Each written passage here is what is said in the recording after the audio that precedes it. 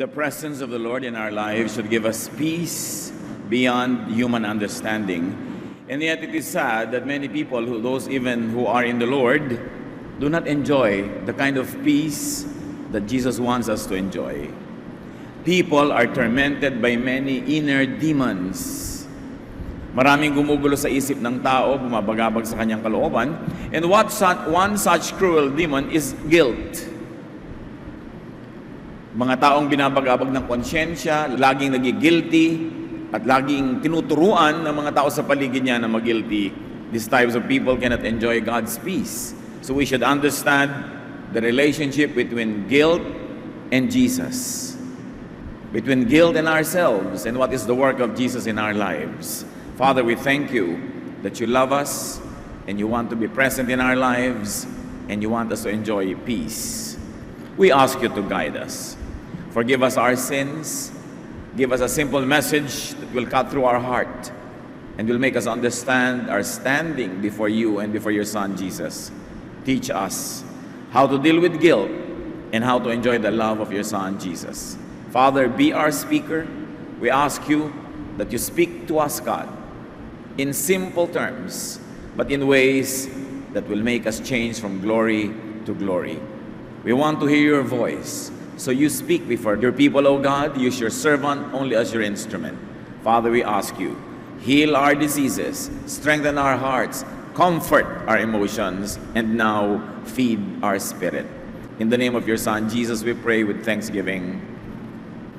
People and guilt have a very interesting relationship. People are conditioned by culture to feel and to be guilty. Religious culture, social culture, legal culture. Napakaraming mga elemento sa ating paligid na ang idinidikta sa atin ay laging kulang ka, masama ka, dapat kang magbago, dapat kang parusahan. Kaya maraming tao, sila na mismo ang nagpaparusa sa kanilang sarili. Many people are haunted by guilt, especially the religious. Especially the people of the book, so-called, including Jews and Christians. Dapat sana ang mga tao na tinuturuan, guided by the Holy Book, by the Scriptures, dapat yun ang nag-enjoy ng maraming peace. And yet, what many people remember from Scripture and what many people teach from Scripture is how to make others feel guilty. That they might be called people who live by the book. Na parang napakaiksi, napakanaro ng tama at lagi nilang may pagkakamali na dapat umusig sa atin. What are the results of guilt feelings? May positive results. One is repentance, pagsisisi, pagbabagong loob, which leads to confession and search for restoration, which of course, when taken well, leads to avoidance of sin. Kung ang ating budhi ay umuusig sa atin, may magandang pwedeng maging bunga yan kung ito'y magbubunga ng pagbabagong loob, pagtatapat sa Panginoon, paghingi ng tawad, paghingi ng restoration, muling pagbubuo ng ating espiritu, at pag-iwas sa masama. Magandang bunga din yan is understanding and compassion for others who feel guilty. Yung nakakaranas ng sleepless nights, halos mabaliw ka because you blame yourself for something that you think you have done wrong. Yung nakakaranas ng ganitong hirap ng loob, ang dapat maging bunga ay maging maawain sa kapwa, maging mabait at mabuti, lalo sa mga nakakaranas din ng ganon. Pero may negative results din ang guilt feelings. And one is isolation. Pagka ang isang tao ay laging inuusig ng budhi o inuusig ng iba, ang madalas niyang gawin ay lumalayo na lang doon sa mga nanguusig. Kaya church people who think that they are living in a lifestyle that is less than admirable or acceptable to others, they tend not to go to church anymore. Pagka meron silang nagawang kasalanan at nagkapatong-patong, dumadami, pati ang panalangin nila ay nawawala na, ang pagbabasa ng Bible, ang quiet time. Kami maghihingi ng payo, Pastor, para po ang layo-layo sa akin ng Diyos. And I always say, hindi lumalayo sa atin ng Diyos, maaaring tayo o yung loob natin ang lumalayo sa Diyos. Isang paglayo. bunga ng guilt feelings. Paglayo sa Diyos, paglayo sa church, paglayo sa spiritual feeding. Another very negative result of guilt is the valuation of self. Feeling unworthy. Pagbaba ng pagtingin sa sarili. Pag isang tao ay lagi mo na lamang na inuusig, lagi mong sinasabihang kulang siya, mali siya, masama siya, marumi siya, nagsisimulang bumaba ang pagtingin niya sa sarili. Nagsisimula rin bumaba ang standards niya. So gumagawa na siya ng mga bagay na kung mataas lang ang pagtingin niya sa kanyang sarili, hindi niya gagawin. Worse, it could lead to self-rejection. Yung hindi mo na matanggap ang iyong sarili. Kinakamuhian mo ang iyong sarili. Kaya marami ang pinagwawakasan pa nga kung minsan, suicide. Self-rejection could lead to sadness, extreme sadness. And when not cured, it could lead to depression. Ang daming taong depressed. Nung may mga nagtanong sa akin sa Facebook, sabi niya, naloloka na yata po ako, pastor. Parang gusto kong sumigaw, gusto kong magtatakbo sa mundong ibabaw. Parang hindi ko madala ko ano yung dala ko. So, kung hindi ka naloloka, sister, malamang depressed ka. Why don't you see a psychiatrist? Because it's a clinical thing. And then, when they have already taken you out of a danger zone, maybe by chemically altering your blood composition, by medication, then see a psychologist and a counselor para magbago naman yung psyche mo, yung pagtingin sa iyong sarili, para bumalik ang iyong pagpapahalaga sa sarili. Because sadness and depression is sometimes read by the religious people as inner demons. Maraming tao depressed, ang hatol agad ng pastor, demonic possession. Demonic oppression because we over-spiritualize everything when sometimes they are only clinical. While there may be real and true demonic possessions, many of the things we see, even in the New Testament, could be analyzed by psychiatrists and by medical practitioners and by behavior science people as pure psychological or psychiatric issues. Maraming mga taong nagkakaganon. And sadly, mas maraming depressed sa mga relihiyosong tao kesa sa hindi religious. Because it is religion that always teaches you to be guilty without the proper balance of restoration to become whole again.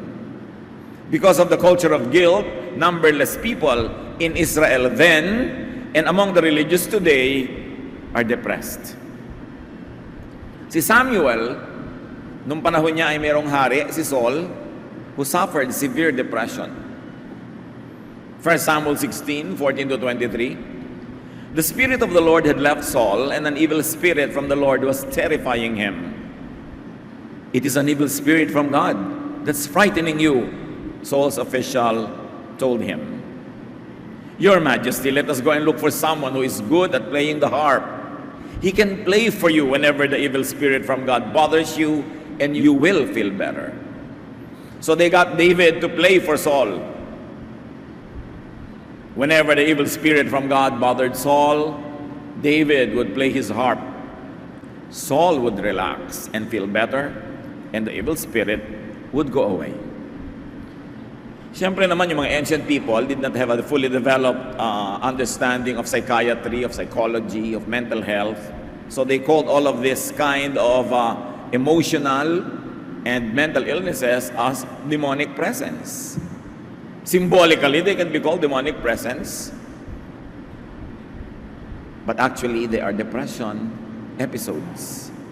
Well, of course, we do not discount, let me repeat, that there could be real demonic presence and oppression.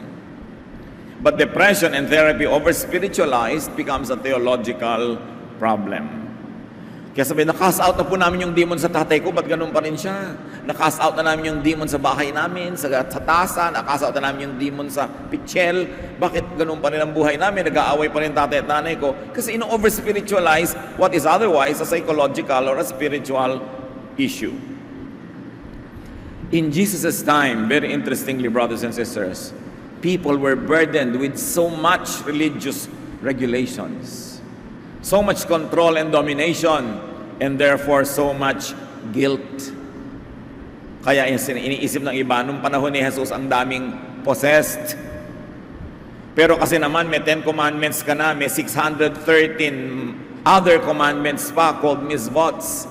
Meron pang dietary laws, merong ceremonial laws, ang daming mga bawal, do's and don'ts. Araw-araw, imposibleng masunod mo lahat. Kaya araw-araw ang mga tao depressed because they feel guilty. At pagka hindi yun nalutas, hindi nabigyan ng balanse, people get into very deep depression that sometimes could lead to schizophrenia or a double personality.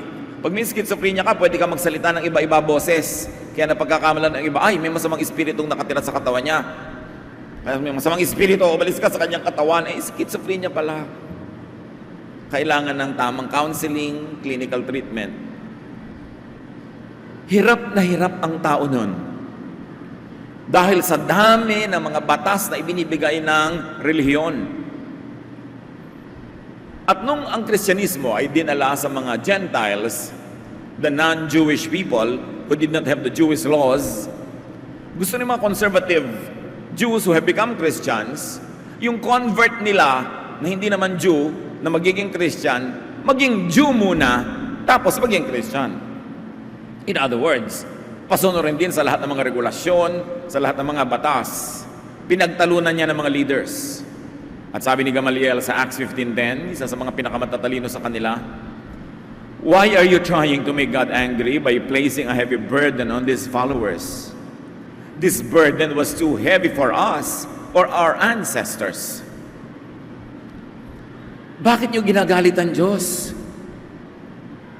Bakit niyo pinipilit ipasa pa sa mga bagong Kristiyano ang mga batas at kaugalian ng ating lahi na tayo man o ang ating mga ninuno ay di naman nakasunod? At dahil hindi natin masunod-sunod, walang nangyari sa atin kundi laging mag-guilty, laging kulang, laging hirap ang loob. Kaya si Jesus, galit siya sa mga religious leaders ng panahon niya na walang ginawa kundi usigin ng mga tao, laging husgahan, litisin. Pero syempre, many religious leaders would like the people to be guilty because guilty people give big donations. Mas madaling i-manipulate ang mga tao pag guilty. Pagka sila yung naniniwala, makasalanan ako, kulang ako sa kabanalan, masama ako, napakadali nilang utuin. At hindi mahirap gamitin ng relihiyon para pang-uto sa mga tao para mo sila mahututan. Para makuha mo yung kanilang mga blessing, mga pera nila, pagiltiin mo. Parang laging kailangan ipag-pray mo sila para hindi sila dadatan ng blessing kung sila mismo ang nag-pray para maging important yung religious leader. Kailangan laging may props. Sabi ng Panginoon sa Matthew 23:2-4, Jesus said, "The Pharisees and the teachers of the law pile heavy burdens on people's shoulders and won't lift a finger to help." Wala silang ginawa kundi magbigay ng mga imposibleng mga batas, pagkatapos ay husgahan lahat ng hindi nakakasunod at patawan ng parusa, at syempre laging merong sin offering. May peace offering. Kutakot-takot na offering yan, bringing a lot of goods into the temple. And Jesus criticized all that because He did not want His people to be exploited by religion. It was true then. It is still true now. That was why one of Jesus' major works was to deliver people from demons, from guilt feelings, and its attendant isolation and acute depression. True then, still true now. What are Jesus' cures to guilt feelings? Jesus is the greatest physician, the healer. Ano ang kanyang reseta? Ano ang kanyang gamot sa guilt feelings? Unang-una na, forgiveness. Okay, may utang ka, di mo bayaran, hindi mo kayang mabayaran, patawarin ka na lang. Forgiveness. People who believe in Jesus accept Him as Savior. Savior from what? Savior from the punishment of sin by being forgiven. Forgiven, not because salvation is free, not because salvation is cheap, although it is free. Because Jesus pays for our sins. Kaya siya, Savior. But there's another interesting way how Jesus delivers people from guilt. And this is least appreciated because it is least understood by many. So yung isang pagparaan ng pagtatanggal ni Jesus ng ating guilt status and guilt feelings is forgiveness, and the other one is freedom from the law of guilt. Pag may nakalagay na no parking sign at nagpark ka, you are guilty of violating the law, right? Pero kung nagpark ka pero walang nakalagay na no parking, di hindi ka guilty kasi walang nakalagay, kasi walang law. At ito ang isang dapat nating unawain kaya sa Lord. Bakit siya Savior? Ano ang ginawa niya sa law? Galatians 5:1, Christ has set us free. This means that we are really free. Now hold on to your freedom and don't ever become slaves of the law again. So what is the agent of slavery here? The law. The ancient laws of Israel that were good thousands of years before Jesus ever walked the face of the earth, but so many things had changed in the way they lived, in their culture, in their economy, and yet people stuck to those laws as if they were still in their tribal existence, though they have already become a full nation. Mga laws nung kauna-unahang panahon na hindi nila iniiba at patuloy nilang ina-apply sa panahon nila, bagamat nagbago na ang panahon. Mga laws na, ang nangangalo niya dapat batuhin hanggang mamatay. Because they had a cultural context for that. May mga dahilan nun kung ba't napaka-strict nila. They had issues with inheritance, with real estate. They did not have the land of their own.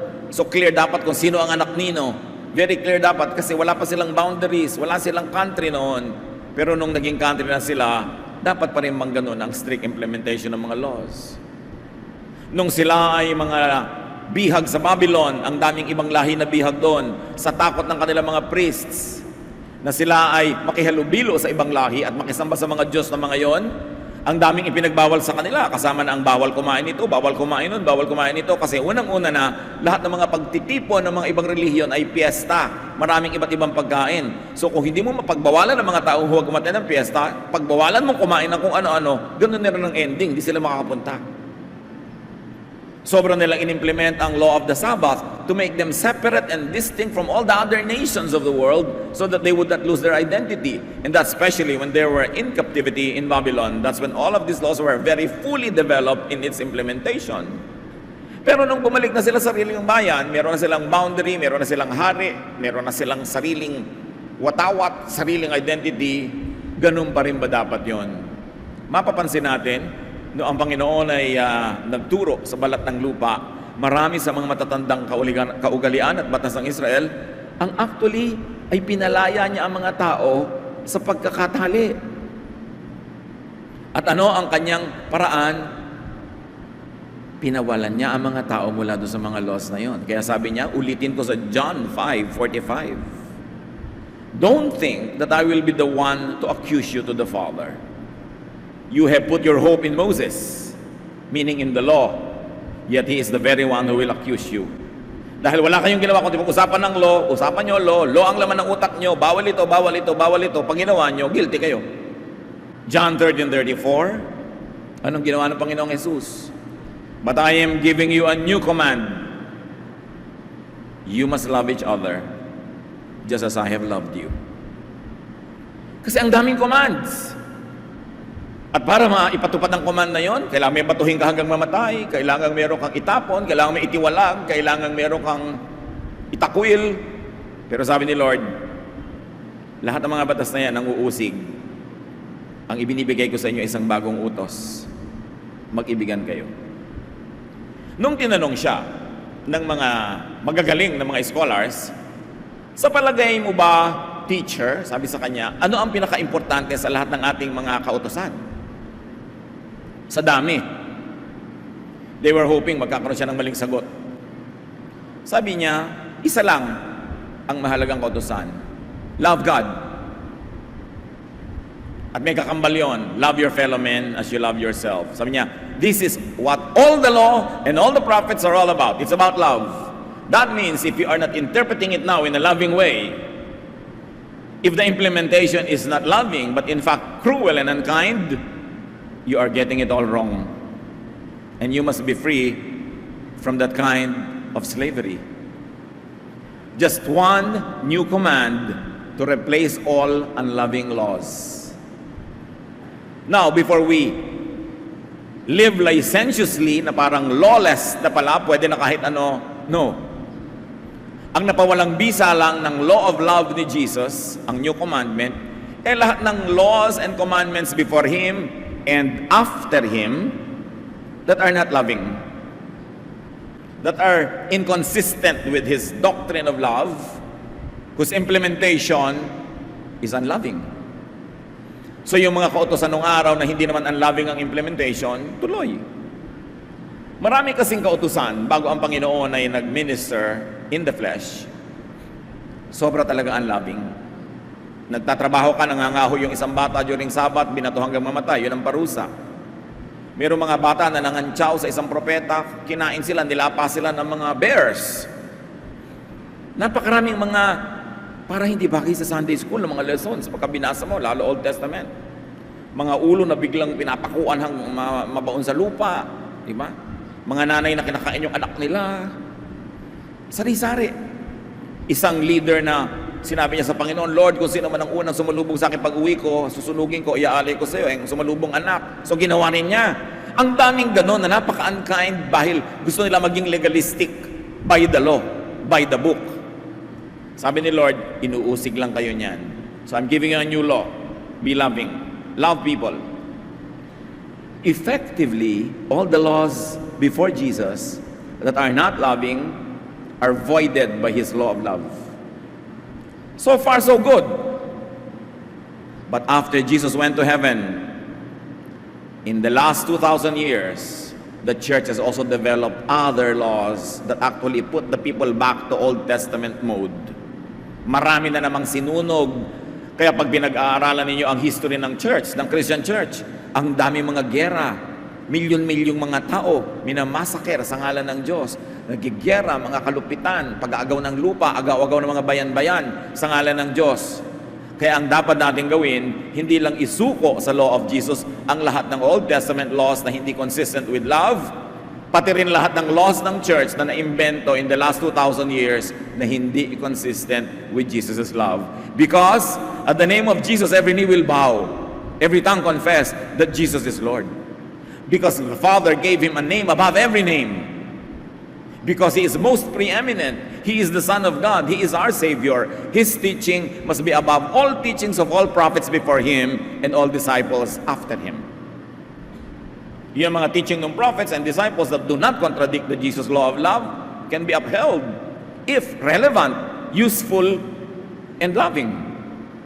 Pero yung mga iba, yung nagpapahiya ka ng tao, papagalitan mo dahil sabi ng ganong verse ng unang panahon, sabi ni Lord, you must be free.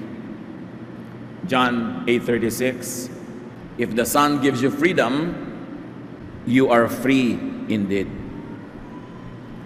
Another cure of Jesus to guilt feelings is love and unconditional acceptance. John 6:37, whoever comes to me, I will never drive away. Dapat nating maunawa mga kapatid ang ibig sabihin ng unconditional love. Unconditional acceptance. Hindi kailangan maging banal ka, kailangan maging ganito ka, kailangan gawin ito para kita tanggapin. No, Jesus accepts us as we are, where we are.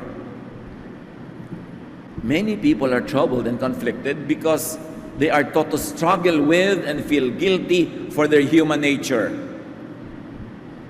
Ang isa sa mga ginawa ng religion, very especially this last 2,000 years, is to demonize the body, demonize the flesh, demonize the needs and the desires of the body na inilagay naman doon ng Creator. Sino ba lumikha sa tao? Di ba Diyos? Pero tinuturoan tayong masamain ang lahat ng bagay na hinihingi ng katawan, especially yung mga biological needs. Kaya ang naging impression na iba, pagka-religious ka, dapat, naku, wala kang sex sa buhay. Kahit nga mag-asawa na, takot-takot na regulasyon pa ang ibinibigay. Meron pa mga mag-asawa, mga itinatanong sa akin, mag-asawa naman kayo, bakit tinatanong nyo pa yan? I mean, everything is honorable in the marriage bed. Sabi po ng leader namin, masama daw yun. Hindi naman siya ang Diyos. Minamasama ang lahat ng hilig, lahat ng maisipan. Sino bang lumikha sa katawan? We are taught to demonize others and themselves, and especially when they deny and reject the inborn nature. May nature ang tao, dalawa. Merong tayong pinagmumula ng ating character. One is nature. Inborn yon. Nilikha ka talagang ganon. Ano ba, magaling ka sa math. Hindi pwedeng hindi ka magaling doon kasi nature yon eh. Hilig mo music, nature yon. Halimbawa, analytical ka o emotional ka, usually mga natural yan. Hindi yan maiiba. Kahit magpasirko-sirko ka, paliguan mo sarili mo ng verse, kumain ka ng mga pages ng Bible, hindi maiiba yung nature. Kasi Diyos ang may gawa. Ang maiiba yung character coming from nurture. Pinalaki ka lang, ang sungit-sungit ng nanay mo, so naging masungit ka rin. So pag na-deprogram ka, naturuan ka maging gentle, pwede ka mag-iba. Talamak na talamak ang iyong addiction sa sigarilyo. Nung pinanganak ka naman, hindi ka naninigarilyo, so hindi inborn, di ba? So, learned behavior, it can be unlearned. Pwedeng mabago. Mainitin ang ulo mo, ang iksi-iksi ng iyong pasensya dahil maiksi ang pasensya sa iyo ng tatay mo nung araw, lagi ka napapagalitan, kaya lagi ka rin nagagalit. Pwede yun maiba with deprogramming, reprogramming. What is learned can be unlearned, but what is natural is not learned. It is natural. It cannot, it should not be changed, it could only be accepted. At ang isa sa mga pinakamalalaking inner conflict ng mga Kristiyano, hindi nila tinatanggap yung totoo tungkol sa kanilang sarili at tungkol sa kanilang kapwa kasi akala nila lahat dapat baguhin. Inner peace, non-guilt, comes from knowing that God created you. That God designed and gave you your inborn and genetic personality. You were born that way because God created you that way. Unless you want to think na si Satan na nag-create sa'yo. Satan does not create. He only kills, steals, and destroys. It is God who creates. The earth is the Lord's and everything in it. Psalm 139, 13 to 16. For you, God, created my inmost being. You knit me together in my mother's womb. I praise you because I am fearfully and wonderfully made. Your works are wonderful. I know that full well. My frame was not hidden from you when I was made in the secret place, when I was woven together in the depths of the earth. Your eyes saw my unformed body. All the days ordained for me were written in your book, because before one of them came to be. One of the deepest theological teachings on human personality. I was created. You were created by God. Yun yung nature, hindi yung nurture. You were designed by God. Sabi, hindi pa man ako nabubuo, alam mo na ang nangyayari, ikaw ang bumuo sa akin. Sa dilim ng sinapupunan ng aking ina, ikaw ang tumahi, ikaw ang nag-weave, ikaw ang bumuo sa akin. At dahil doon, nagtakda ka ng isang buhay para sa akin. Yung tinatawag na kapalaran, destiny. Now, destiny is not sa April 12 pala, mananalo ako sa ganong game. Destiny is not, sino po bang mapapangasawa ko? Si ganon. Hindi yun ang destiny. Yung mga detail na yon, human will and human freedom have a contribution. What is destiny? Nilikha ka ni Lord na magaling sa music. Unless labanan mo yon, o unless may lumaban doon, your destiny is to be a musician. Maybe a singer, a composer, an instrumentalist. Nilikha ka ng magaling sa math, ang destiny mo, magiging engineer ka siguro, or mathematician, o astronaut, kung ano man. May destiny ka, kung saan ka nakahapay, doon ka ngayon bubuwal bilang puno. Kaya lagi kong sinasabi sa mga magulang, up to a point lang ang pwede natin dapat isadya sa mga anak natin, kung anong kanila dapat pag-aralan, anong course nila, kasi meron silang nature. At dapat maging totoo sila sa nature nila para sila maging excellent. Meron namang napipilitan, hindi naman talaga mahiling mag-dentistry, pinilit kasi ang lola niya, nanay niya, tita niya, mga dentista. So second, third class lang siyang dentista kasi hindi naman talaga yun ang destiny niya eh. So it's important to know nature from nurture. And many Christians expect everything to change as if everything about us is just about nature, nurture. Dapat nating tanggapin. Kung nilikha ka ng Diyos, dapat mong tanggapin ang iyong sarili mo. Baguhin yung pwedeng baguhin, only coming from nurture. Because many people are guilty for existence. Many are guilty for being who they are and what they are. Kung ano-anong ginagawa na nila, lahat na ng witchcraft, lahat na ng formula, lahat na ng diet, lahat na ng pwedeng gawin, ginawa pero yung pa rin sila. Baka naman ang binabago mo yung nature. People who have peace with themselves, they and others cannot and should not change their God-ordained nature just to conform to misguided and enslaving laws, traditions, standards, expectations. Paano ka matatahimik kung ikaw mismo hindi mo matanggap pa yung sarili? Mga mag-asawa, natanggap niyo na ba yung nature ng asawa niyo? May mga susulat pa sa akin sa Facebook, Pastor, ang husband ko po ang tamad-tamad. Nung binata ba yan, tamad na? Opo. Yun pala eh. Binata pa, may choice ka pa, tamad na eh. Sa palagay mo, mababago siya ng pag-ibig. Ang bagal po kahit sunog, ang bagal lumakad. Baka nature niya yun. Ngayon, kung yung katamaran niya, dahil lang trabaho siya ng trabaho, hindi naman nasweldohan ng tama, tinamad na rin magsikap, nurture lang yon, environment. Pwede mapalitan yon kung bibigyan mo ng premyo sa pagtatrabaho. Pero may mga nature nila yung hindi talaga expressive. Ang husband ko po hindi expressive. Valentine's Day hindi naaalala, birthday ko hindi naaalala. Well, of course, hindi naman yan excuse dapat. Pero may tao talagang mas thoughtful than others. Nature. Dapat matanggap. Mga reklamo ng mga husband sa mga wives nila, masyadong OC. Lahat na lang. Sobrang busisi. Sobrang magbunganga. Tapos na yung kwento. Next month, uungkatin na naman. Ganun talaga siguro. Nature niya magbunganga. Bungangera na ba yan? Nung girlfriend mo pa lang. Ay naku, bata pa lang daw po yung ganyan na. Nature. Pasayahin mo ng sarili mo. Nature niya yan. Alam nga namang, buong buhay mag-away kayo. It's your choice. But do you want to live that way? Anak nyo, may mga anak kayo, may nature ang mga anak nyo, ba't nyo babaguhin pilit?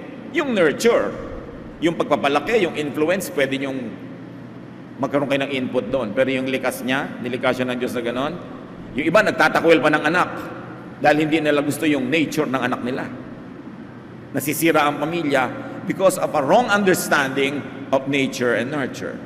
Sabi sa Jeremiah 13:23, can an Ethiopian change his skin? Or a leopard, its spots? Of course, the obvious answer is no.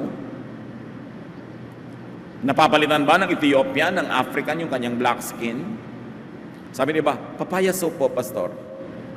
Well, ewan ko talaga mapapalitan ng buong buo yan. Pag nanganak uli siya, maitim uli anak nun siyempre, dahil yun ang nature eh. Pwede bang tanggalin yung mga batik-batik ng leopard? Hindi. Ang ibig lang sabihin, may mga bagay talagang likas. Para ka matahimik, tanggapin mo. And then, palitan mo lang yung mga pwedeng palitan. Si Jesus, kaya marami siyang minahal kasi tinanggap niya yung nature ng mga tao.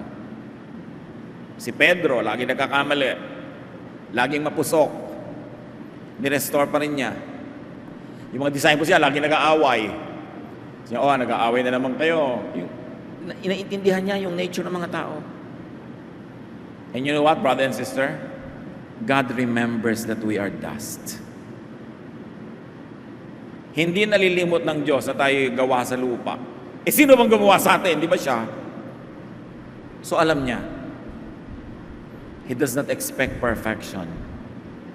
He expects us to love Him, to love others, to do our best. But our best plus His grace, His love, makes us perfect.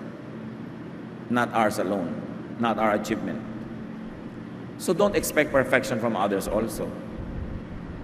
At si Lord, masyadong malapit ang loob niya doon sa mga itinatakwil ng lipunan, doon sa mga laging pinagsasabihang masama ka, mali ka. Luke 7:34, The Son of Man came eating and drinking, and you say he is a glutton and a drunkard, a friend of tax collectors and sinners. Jesus was a friend of sinners. Not a critic, not a judge, a friend. Ano mangyayari kung ganun din ang gawin natin sa ating mga sarili? Pag tinatanggap mo ang mga iba, patient ka sa kanilang bago na maaaring maging mabagal, maaaring hindi magbago in a very big way, this side of eternity, pero minamahal mo pa rin ang tao, you will relax, people will relax, and there will be a lot of peace around us. Importante na marunong tayong tumanggap ng kapwa. John 8, 3-11. The teachers of the law and the Pharisees brought in a woman caught in adultery. Jesus straightened up and asked her, "Woman, where are they? Has no one condemned you?" "No one, sir," she said. "Then neither do I condemn you," Jesus declared. Ito yung babaeng gustong batuhin ng barangay dahil nahuli sa akto ng sexual relations with a man, not her husband.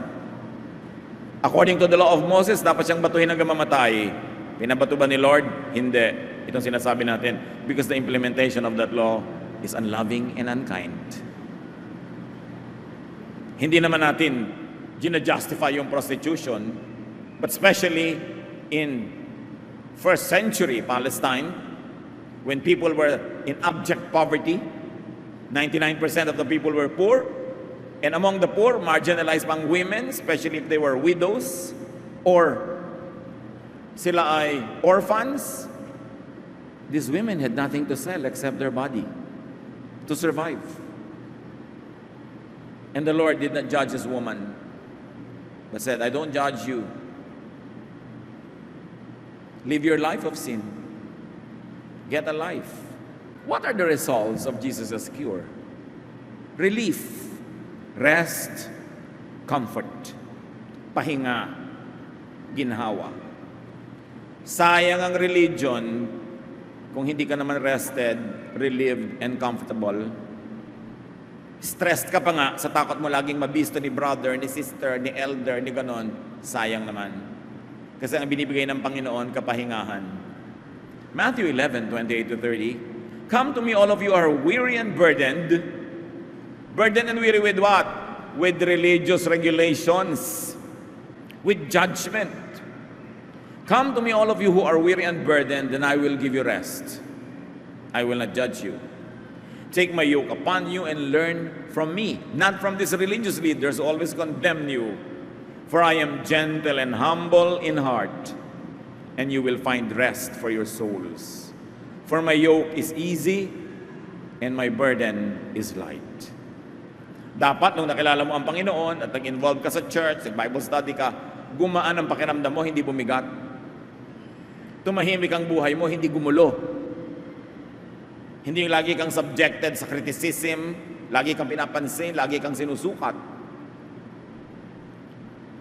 It's very important because the burden of Jesus is light. So take Jesus light.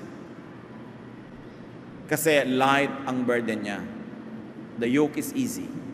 And make other people's lives light also. Hindi yung lagi kang nakabantay, para kang pulis. Wala kang ginawa kundi mangusig. Hindi yun ang gawain ng Panginoon. Mark 5:15, "The man who had once been full of demons was sitting there with his clothes on and in his right mind." Ito yung dating possessed by many evil spirits. Pinagaling ng Panginoon, ngayon tumino ang isip at dating nakahubad, nagdamit na, umayos, pumayapa ang pakiramdam. And one of the results of Jesus' cure is self-acceptance, self-affirmation. Sabi ng babae sa well, "Come and see the man who told me everything I did." Dati ayaw niyang pag-usapan, ngayon pwede na kasi natanggap na niya kung ano ang totoo at natanggap na rin niya ang pagpapatawad at pagmamahal ni Jesus. When Jesus accepts people, people accept themselves and others. So there is a restored self-image. The image that was lost in the Garden of Eden when Adam and Eve sinned, that glorious image of man, which was taken after God, is restored when you believe in Jesus. When all your sins are forgiven and forgotten. Sabi sa Bible, as far as the east is from the west, God takes away our sins from us. So anong bunga nun? Acceptance, affirmation, and restoration even of other people. Yung mga Kristiyano hindi mabait at mabuti sa kapwa, siguro hindi pa talaga nararamdaman yung bait at buti ng Diyos. Yung mga Kristiyano ang lulupit sa kapwa, siguro ang nakatanim sa utak nila yung kalupitan ng mga elder, ng mga leader, ng mga teacher. Kaya malupit din sila. Pero kung kabaitan ni Jesus, ang ating kinakain araw-araw, di natural, yun din ating ipapawis, yun ang ating ibubunga, kabaitan. Kaya sabi ni Lord doon sa lalaking pinalayasan niya ng maraming masasamang espiritu, Mark 5:19, go home to your family and tell them how much the Lord has done for you and how good He has been to you. Ano ang sasabihin, ipamamalitan ng lalaking ito sa kanyang pamilya kung gaano kabuti sa kanya ang Diyos? Hindi katulad ng ginagawa ng marami ngayon, pag pumunta sa bahay ng may bahay, uy, mali ang ginagawa mo, yung religious practice mo, wrong, that is sinful, that is evil. That is not the news that Jesus wants us to bring to people, but how good He is to us.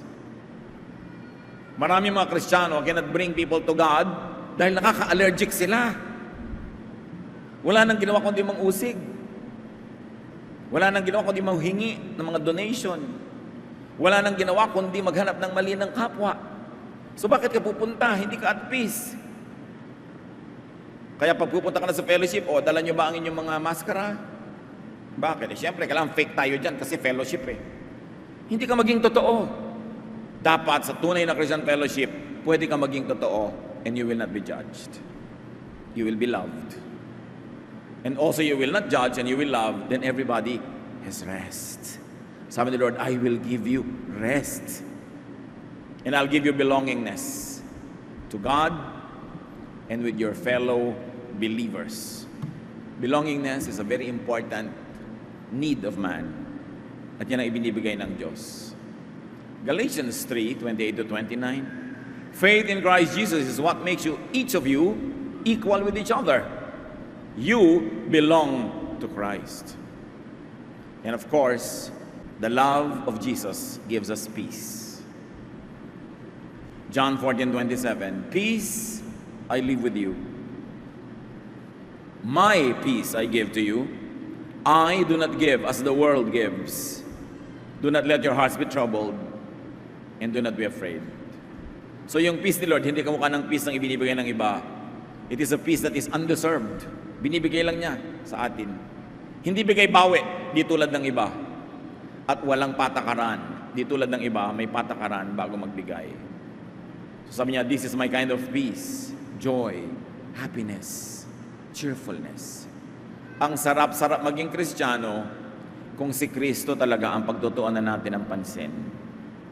Kung si Kristo talaga ang ituturo at paraan ni Kristo ang paiiralin. Therefore, it is a peace that only Jesus could give by forgiving others.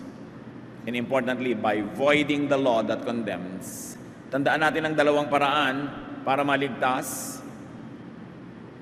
Binayaran ng kasalanan mo, iniligtas ka. 99% of the time, that's what we use and know and apply. Pero meron bang isa? Naging sinless ka kasi tinanggal yung law. Therefore, legally speaking, there is no law that is broken. Therefore, you are sinless.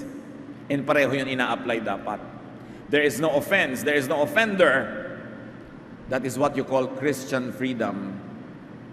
Salvation. Not only from hell in the future, but from hell on earth, which is given by guilt. Ano ang mga bagay na siniseryoso niyo, kapatid, na pwedeng guilty? May mga babae no na nag-abort, hanggang ngayon di pa makalimutan, guilty pa sila, buong buhay na nagigilty.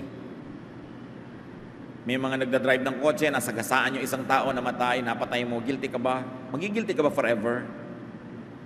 May mga minor, may mga big deeds tayo na nagpapahirap ng ating loob, nagbibigay sa atin ng guilt feelings. Maaaring hindi mo napalaki ang anak mo ng tama dahil absentee parent ka. But how long will you have to suffer guilt feelings? Sabi ni Lord, come to me all of you who are tired, I'll give you rest. Charge to the cross. I'll forgive your sins. I even give you a new law. The laws that emphasize your sin are removed. Only the law of love prevails. I love you. Take rest in my presence. Don't carry your heavy burdens because Jesus carried the cross for you. You only have to follow Him, follow in His footsteps, follow in His direction, and live a life of love. So yan ang result ng Jesus cured love. Goodness, mercy. All laws before Jesus and after His earthly ministry should be tested and filtered by Jesus' law and commandment. Kung meron kang gustong i-apply na verse sa Old Testament o sa New Testament, dalhin mo kay Jesus. Ano ang sabi ni Jesus tungkol dito? Will the implementation be loving and kind or bagay lang yan sa original recipient? Tulad ni Paul, may letter siya sa Corinthian believers. Women, you should wear veil. Tapos ngayon, i-implement mo na mag-veil din ang mga tao sa church. Unang tanong, taga-Corinth ka ba? Ikaw ba yung kausap? At bakit ba pinag-veil yung mga babae noon? Because the prostitutes in Corinth did not wear veils. And there were many former prostitutes that had become Christians that continued not to wear veils. And Paul was saying, wear veils para hindi kayo mapagkamalan na walang pagbabago sa buhay nyo. So may konteksto. Tapos ngayon makikita mo yung verse, i-apply mo sa buhay mo ngayon. Pinapagalitan ka dahil hindi ka nagbe-veil. You feel guilty dahil wala kang veil. Yun naman pala, wala naman kadahi-dahilan para ka mag-guilty dahil hindi naman para sa iyo yung law na yun. Pero may mga law na ibinigay noon, applicable pa rin ngayon. Merong applicable lang sa panahon nila.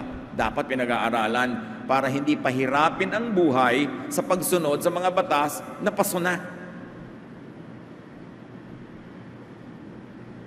The ministry of Jesus is to set free, not to imprison. Luke 8:2, some women had been healed of evil spirits, and one was Mary Magdalene, who once had 7 demons in her. Literal demons ba yun, or symbolic demons, or a mixture? Could guilt have been one of those demons? Na dahil pinatawad na wala yung demon na yun, gumaan ang pakiramdam, sumaya yung tao, naging maibigin. And to just review before we end, the work of Jesus is to seek and save the lost. Save not only from sin, but also from guilt feelings and from self-rejection. The work of Jesus is to accept people into His family so they could belong, be loved, and love. The work of Jesus is to accept people into His family so they could rest and be comfortable. Yun ang dapat nating ibigay sa sarili at sa kapwa. Jesus gives freedom not by changing your actual nature, but by changing your legal status through amnesty. Pag dineclare na niya na, oh, you are free, I paid for that, you are legally sinless, legally free. And when people change is not in nature, the genetic nature, but to inner peace because of self-acceptance. Kung ang lagi mong gagawin na requirement sa sarili mo is to even change your nature para ka magka-peace, hindi ka na magkaka-peace. So you have to identify what is natural and cannot be changed. It's a gift from God actually. And what could be changed for self-improvement, and then you change that. Sadly, many people are conflicted because they struggle within. Si Paul, sinabi niya yun ang ubod ng linaw. Romans 7:15-19, I do not understand what I do. For what I want to do, I do not do. But what I hate, I do. I have the desire to do what is good, but I cannot carry it out. For what I do is not the good I want to do. No. The evil I do not want to do, this I keep on doing. Si Paul pa yon. Sabi niya, gusto kong bumait, pero di ko magawa. Sabi niya, napapansin ko, pag may gusto kong gawin na tama, yung mali ang nagagawa ko. Laging ganon, yung mali ang nagagawa ko. May inner conflict siya. Pero dapat niyang tanungin muna kasi yung bang inaakala mong mali mong ginagawa na hindi mo maitama-tama, mali nga ba sa tingin ng Diyos? O mali lang sa tingin mo, mali sa tingin ng simbahan, mali sa tingin ng culture, mali sa tingin ng lipunan, pero mali nga ba? Kasi kung yan ay mali na pwedeng itama, sa kasisikap mo, dapat tinulungan ka ng Diyos na itama yan.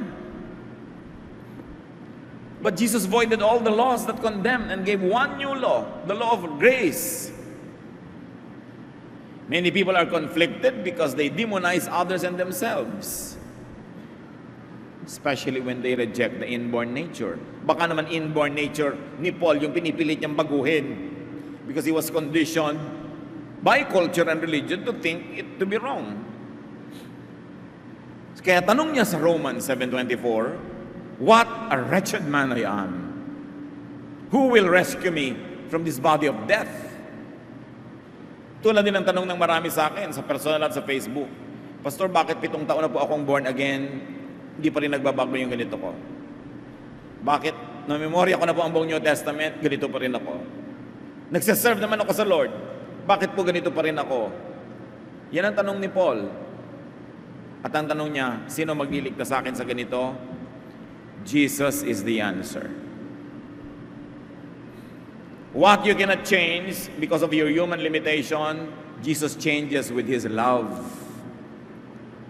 At hindi man mabago yung pinagpipilitan mo talaga hindi mabago, ang nagbabago yung pananaw ng Diyos sa'yo.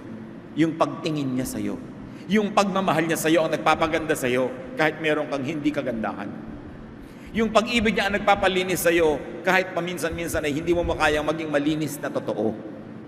Kailan natin may internalize ang ibig sabihin ng Jesus love? It is not earned. It is given by Him freely, graciously, because He loves us. Jesus' law of love is the answer to the question of Paul. It is the question to the answer of everyone else who says, bakit ako laging kulang? Bakit ako laging mali? Anong magagawa ko? Sino makakapagligtas sa akin? The law of love of Jesus is what we need. And it is there. It is available. Hide in the shadow of Jesus' love. Change what you can. Accept what you cannot. Go on living. Be the best that you can be. But do not strive for perfection this side of eternity. You will only feel inadequate. Say amen to Jesus' love. Accept it. Live by it. And say goodbye to guilt.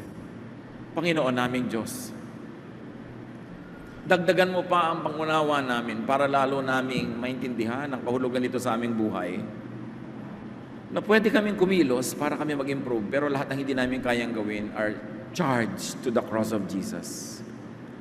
Hindi namin dapat gawing excuse to live carelessly, pero pwede namin panghawakan kung talagang sa kabila ng aming mga pagsisikap, may pagkukulang pa kami. May pagkukulang aming mga kapwa sa aming tingin. Magpasakop kami sa pag-ibig ng iyong anak na si Jesus. And let His love cover our multitudes of sins.